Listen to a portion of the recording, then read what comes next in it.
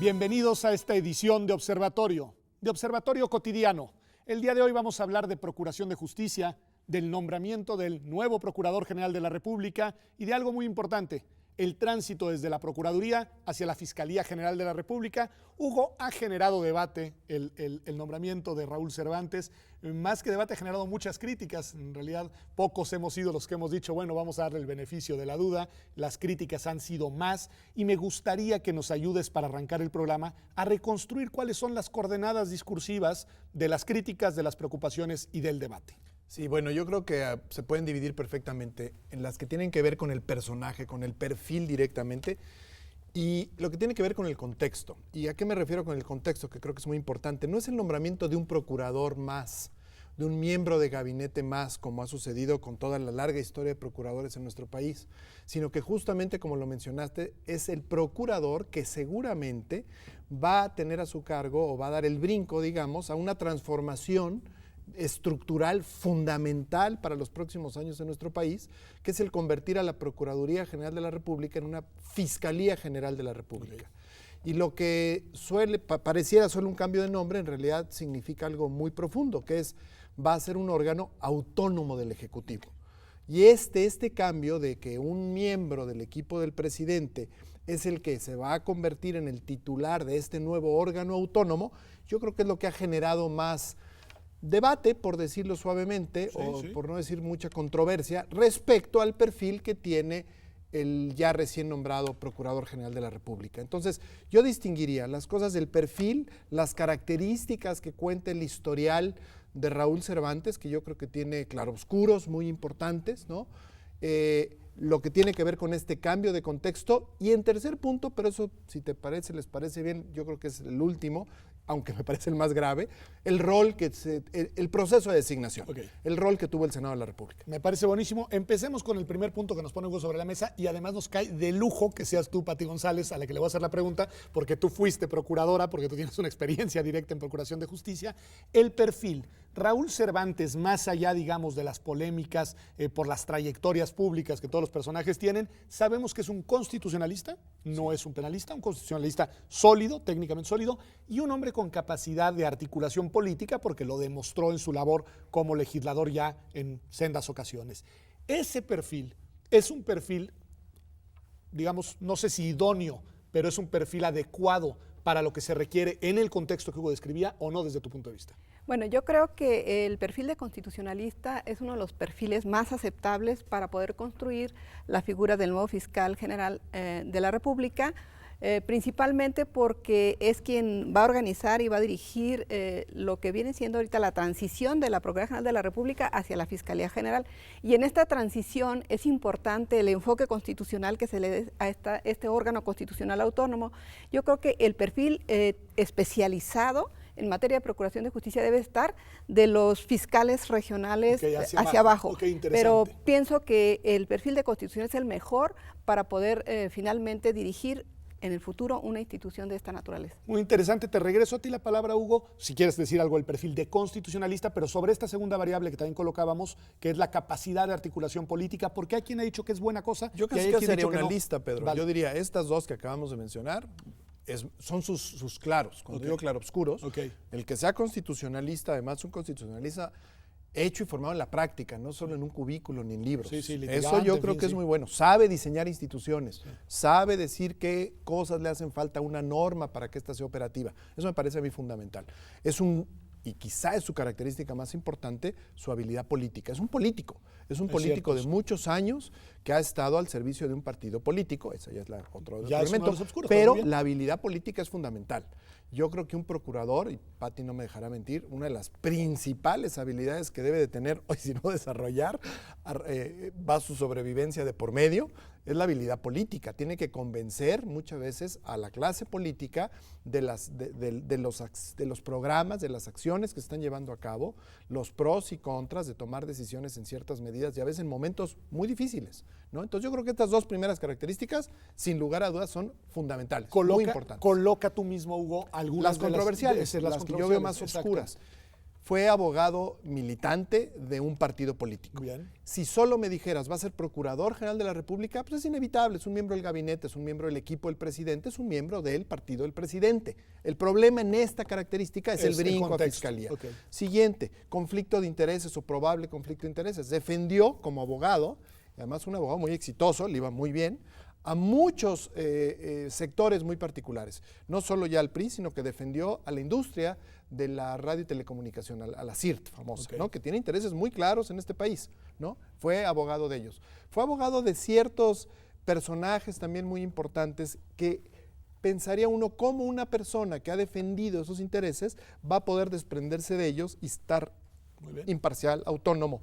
Pues importantísimo, Pati, te doy la palabra subrayando los dos puntos que señala Hugo, que son dos cuestionamientos, no a la persona, sino por su trayectoria, a la posible independencia política por un lado y de algunos intereses por el otro. ¿Cómo lidiar con esos aspectos cuando uno está en un cargo de Procuración de Justicia? Yo creo que estos elementos o estos componentes que acaba de mencionar Hugo deben de quedar fuera.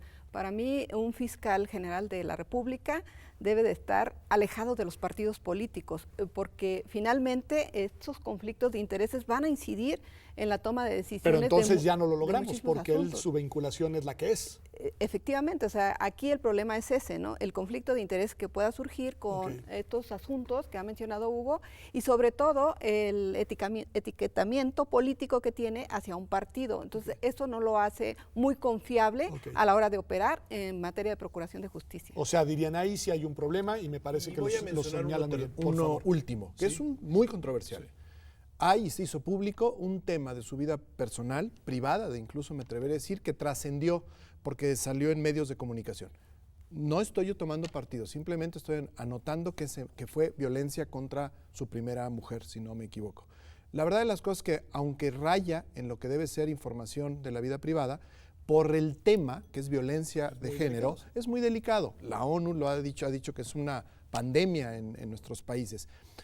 A lo que voy simplemente, estos son temas no que nos hagan tomar una posición, claro, no que necesariamente son temas sean que así. tienen que ser abiertos para discusión y ver si efectivamente obstruyen o no obstruyen su nombramiento en un cargo tan importante. Creo, Hugo, además, Creo que ese subrayas es el una punto. cosa importante, nos ayudas a entender el clima de las reacciones ambos al nombramiento. Es decir, y ahí sí creo que vale la pena hacer un diagnóstico político muy puntual, porque pues también en política y en el cambio institucional estos climas funcionan. Pati, nos dice Hugo desde el inicio que se va a dar el tránsito, y dice Hugo, ese contexto de tránsito institucional de la PGR a la Fiscalía es clave e incluso le da un significado particular al nombramiento de la persona. ¿Cómo es ese tránsito? ¿Y qué tan seguro es, como sostenía Hugo, que el actual procurador se vaya a convertir en el futuro fiscal? Bueno, ese tránsito a mí es el que más me preocupa, que es el del diseño y la arquitectura institucional que actualmente, ahorita tiene la Procuraduría General de la República y que debe ser completamente distinta a la que tenga o forme o estructure la Fiscalía General de la República. ¿Por qué? Porque finalmente en la operación eso es lo más relevante, lo más importante, cómo está diseñada una institución para operar con eficiencia, con eficacia y sobre todo con transparencia y con rendición de cuentas. Creo que aquí lo importante es que el nuevo procurador o el nuevo fiscal se allegue de personal especializado en administración organizacional, por ejemplo, personal especializado en todos los temas que tienen que ver con la operación, porque finalmente ahorita ya entró en vigor el sistema acusatorio, ya está operando y está operando con los mismos vicios que tenía la Procuraduría General de la República, que tiene la Procuraduría General de la República, y finalmente estamos replicando las malas prácticas del sistema tradicional. ¿Por qué? Porque no hay un diseño institucional que defina cuál va a ser definitivamente la transparencia y la rendición de cuentas que va a haber ante los ciudadanos respecto a la operación de la Procuración de Justicia. Hugo, más allá del personaje y pensando en el contexto y en esto que nos dice Pati, alguien me decía una figura interesante y simplemente te la dejo sobre la mesa, decía, a quien esté ahí le va a tocar cambiar las llantas del auto con el auto en movimiento. ¿Qué decir de eso? Yo creo que ya ahí estamos viendo un problema muy serio. La verdad de las cosas es que en el momento en que se decidió hacer este cambio fundamental en el diseño de la institución encargada de la investigación y persecución de los delitos federales, pues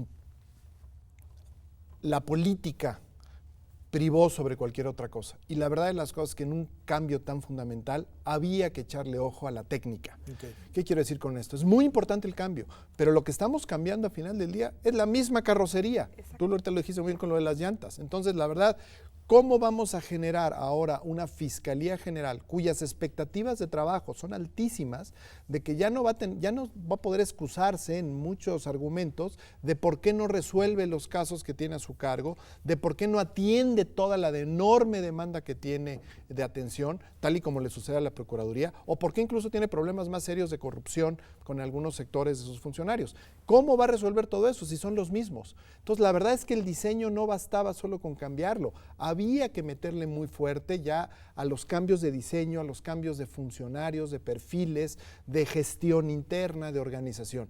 Eso lo va a tener que hacer el nuevo fiscal. Y nos va a llevar un tiempo. Yo creo que vámonos haciendo la idea, porque las expectativas de que en el momento que haya una fiscalía y un fiscal, esto va a funcionar de otra manera, la verdad es que esas se van a estrellar en el piso. Pati, en este cambio que Hugo advierte y advierte bien y que tiene una dimensión técnica importante, hay una ley pendiente, según entiendo. Así es. ¿No? ¿Qué hay por ahí? Bueno, sobre esta ley orgánica que está todavía en el Senado, que le han llamado algunos reglamentaria, yo creo que esta es como la base y la más importante para poder generar este diseño y arquitectura institucional, pero particularmente, como mencionaba Hugo, los perfiles de quienes van a integrar esta nueva institución. Eso te preocupa mucho, entonces, Sí, el perfil de las personas, porque finalmente son quienes van a estar trabajando el día a día con los ciudadanos en la integración de carpetas de investigación. Vemos que ahora, al haber implementado el sistema acusatorio en México, la actual Procuraduría General de la República, realmente los perfiles siguen siendo exactamente los mismos que los anteriores, y en el trabajo cotidiano los mismos asuntos siguen quedándose como parte de las averiguaciones previas sin resolver. Entonces, creo que esto es bien importante trabajarlo en esta nueva ley orgánica. La nueva ley orgánica debe de tener una estructura distinta a la que tenía la de la Procuraduría General de la República. Pues me dejan a mí 3 piezas importantes para el regreso. Una que Hugo dejó por ahí, que no quiero obviar, que tiene que ver con el proceso de designación y que nos hace pensar más en el Senado, no necesariamente en los designados, sino tal, que es importante. 2, esto de los perfiles, porque me iba a preguntarnos, ¿y de dónde los sacamos? Y 3, en su caso, si el actual fiscal o no tiene la posibilidad de remontar las objeciones con buenos resultados en este tema tan delicadísimo de procesamiento de una ley para que este país cuente finalmente con una Fiscalía General de la República autónoma. Ya volvemos aquí a Observatorio Cotidiano.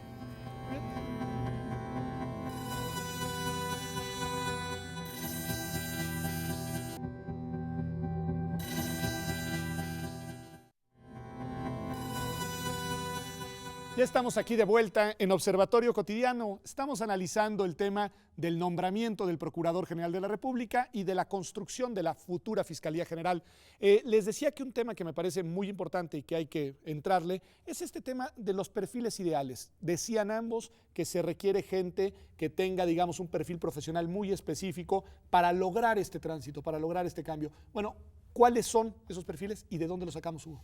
Yo creo que hay que hacer un estudio. Yo no creo que estén ahí en la mesa y ya se sabe. Una vez que tienes el diseño de lo que la Fiscalía requiere para funcionar en sus distintos temas, y no partes de cero, la Procuraduría en ese sentido ya tiene un montón de fiscalías temáticas, por llamarlas de alguna manera. Las propias subprocuradurías pues corresponden a una organización que se puede modificar o no, pero a lo que voy, partes de ahí para hacer ese análisis.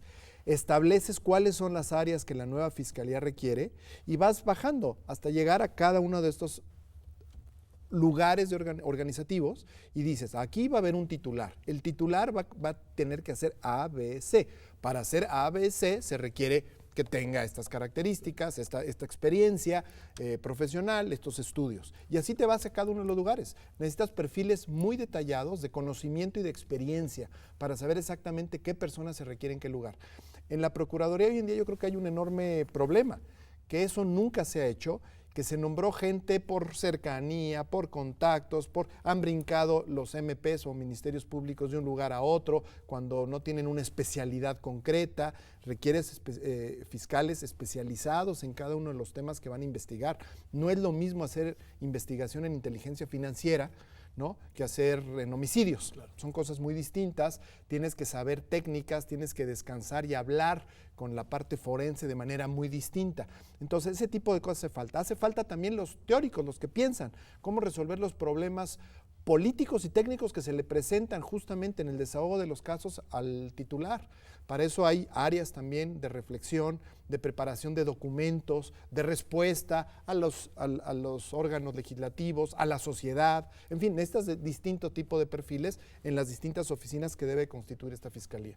Pati, voy contigo de nuevo con la voz de la experiencia. ¿Tenemos esas personas en México? ¿Las vamos a formar? ¿De dónde las sacamos? Bueno, yo creo que sí existen estas personas en México, pero lo más importante es, como lo menciona Hugo, de los datos empíricos de la realidad hay que hacer una investigación seria, oportuna, para poder detectar cuál es el perfil que requiere cada uno de los fiscales, los mismos fiscales que van a ser fiscales regionales o fiscales generales dentro de la misma estructura de la nueva Fiscalía General de la Nación. Entonces yo creo que el tema del perfil tiene que salir de una investigación oportuna, clara y precisa que se haga de la realidad, de lo que está ahorita ahí y de lo que a lo que aspiramos tener. ¿Cómo creemos que sea el nuevo perfil del futuro fiscal o Ministerio Público?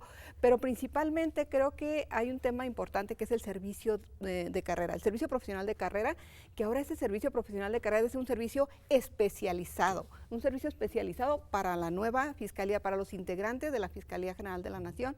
Y sin ese servicio de carrera especializado difícilmente vamos a lograr tener éxito en lo que ahorita va a ser la consolidación del proceso penal acusatorio en México. Es un reto enorme, Hugo, de transformación institucional. O sea, lo que ustedes están diciendo es no solamente hay que negociar y una ley. Y lo malo es que vamos a empezar por la cabeza. No vamos a empezar, ya está todo listo y nada más que llegue el nuevo funcionario. No, vamos a empezar por la cabeza. ¿Y no crees que haya la posibilidad de que eventualmente este sea un nombramiento de transición? Bueno, lo va a hacer por la realidad. Aunque la sea realidad la misma nos va a persona. ganar. Okay. Exacto, sí, aunque sea la misma persona. Sí. ¿Tiene, Hugo, las posibilidades de remontar las objeciones con un buen desempeño el fiscal? Ahí nos podemos meter al otro tema. Sí, métete también el tema de nombramiento. Yo creo que no íbamos a encontrar a ningún personaje que se pudiera proponer, hombre o mujer, impoluta, perfecta para un cargo. Es un cargo muy complicado, es un cargo que requiere distintas habilidades. Ya vimos que él tiene dos, otras cosas son más bien objeciones. ¿Qué tenía que suceder? ¿Cómo podemos estar convencidos que tenemos a la mejor persona posible o uno de los mejores posibles para ese puesto? Bueno, pues para eso estaba el Senado de la República. El Senado de la República está funcionando como una cámara de negociación cerrada. No debe de funcionar así, debe ser una cámara de argumentación, discusión abierta, porque los argumentos no son solo para convencer el del PRI al del PAN y el del PAN al PRD, son para hablarle a la sociedad. Y como órgano de control, yo creo que lo que tuvo que haber, y no se dio, y eso es lo que yo lamento, no las características de Raúl Cervantes, yo veo, como te dije, claroscuros. Yo lo que lamento es que no tuvimos una discusión en esa Cámara en donde cada uno de las características de su perfil, incluida la de sus relaciones familiares que se nos olvidaron, se discutieran abiertamente y se le dieran la oportunidad a él o a los que lo defienden en el Senado de decir de qué manera esas posibles controversias no van a afectar el desempeño de sus funciones. Y si eso nos persuaden, nos convencen, nos lo argumentan, estaríamos a lo mejor hoy todos mucho mejor y más contentos con el nombramiento y además apoyándolo de manera mucho más abierta, que es una persona en ese puesto lo que más necesita. Eso es lo que te iba a preguntar.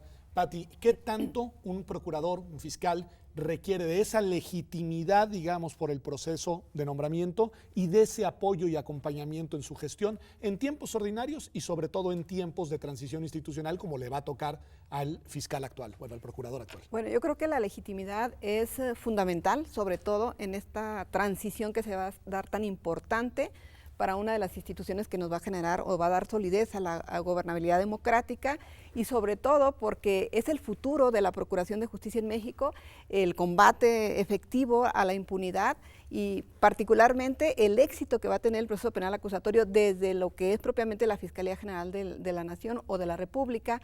Sin esa legitimidad es muy complicado transitar o hacer un tránsito suave, tranquilo, hacia lo que es propiamente la consolidación del proceso penal acusatorio. Entonces, remontar ese desapego desde la opinión pública va a ser clave. Sí, lo que el Senado hizo, lo que está haciendo, es entregarnos instituciones golpeadas.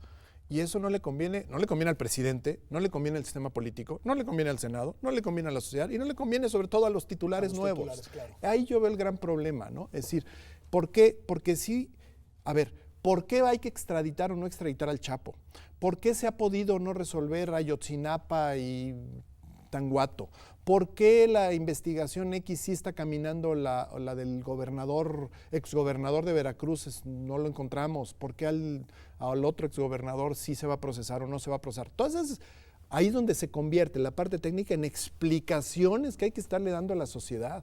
Para eso necesitas una figura que le reconozcas autoridad y cuando habla, se lo creas. El problema es que si no le crees, vamos a estar otra vez en lo mismo después de un enorme esfuerzo y de muchos recursos gastados.